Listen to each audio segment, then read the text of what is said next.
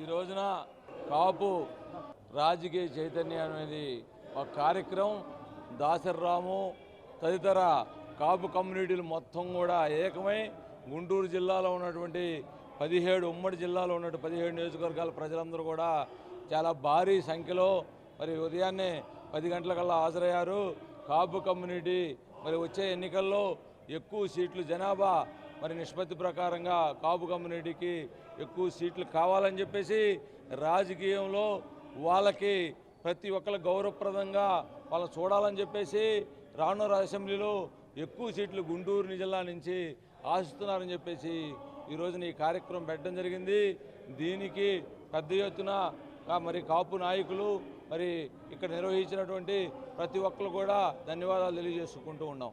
కాపు సంఘీయులందరం కూడా Guntur city నడిబొడ్డు market సెంటర్లో ఉన్న విజ్ఞాన మందిర్లో ఒక ఆత్మీయ సమావేశమయ్యాం. నెల 2 నెలల్లో ఎలక్షన్స్కి వెళ్ళబోతున్నాం. మా రాజకీయ భవిష్యత్తు కార్యాచరణ మీద అందరం కలిసి మాట్లాడుకోవాలని ఈ కార్యక్రమం ఏర్పాటు చేసుకొని అన్ని నియోజకవర్గాల్లో కాపు సంఘం పెద్దలను పిలుచుకున్నాం. అట్లాగే అన్ని రాజకీయ పార్టీల నుంచి ప్రతినిధులు కూడా పిలిచాం.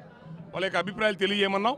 మేము కోరుకుంటుంది ఒకటే, ఈ రాష్ట్రంలో అత్యధిక జనాభాగా ఉన్నది కాపులు, బీసీఎస్సీ వర్గాలు. ప్రజాస్వామ్యంలో ఎవరు ఎక్కువ ఉంటే వాళ్ళు పరిపాలన చేయాలా, కానీ మైనార్టీలు పరిపాలన చేస్తున్నారు. ఈ పేద బడుగు బలహీన వర్గాలకు రాజ్యాధికారం సాధన కోసం మేము కాపులను బీసీఎస్సీలు కలుపుకొని రాజ్యాధికార దిశగా పనిచేయాలని చెప్పి నిర్ణయం చేసుకున్నాం. అట్లాగే రేపు రాబోయే ఎన్నికల్లో అన్ని రాజకీయ పార్టీలు కూడా జనాభా దామాషా ప్రకారంగా ఎవరు ఎన్ని ఓట్లుంటే అన్ని సీట్లు వాళ్ళకి ఇవ్వాలని చెప్పని అన్ని రాజకీయ పార్టీలు మేము డిమాండ్ చేస్తున్నాం. ముఖ్యంగా గుంటూరు జిల్లా, కృష్ణా జిల్లాకు వచ్చేటికి కమ్మ కాపు సమానంగా ఉంటాం. 5 లక్షల ఓట్లు వాళ్ళే, 5 లక్షల ఓట్లు మావి. కానీ వాళ్ళ సీటుకు వచ్చేటికి 6-7 వెళ్తున్నాయి. మాకు వచ్చే 1-2 కోట్లు రావట్లేదు. అవి కూడా ఓడిపోయే స్థానాలు ఇస్తున్నారు.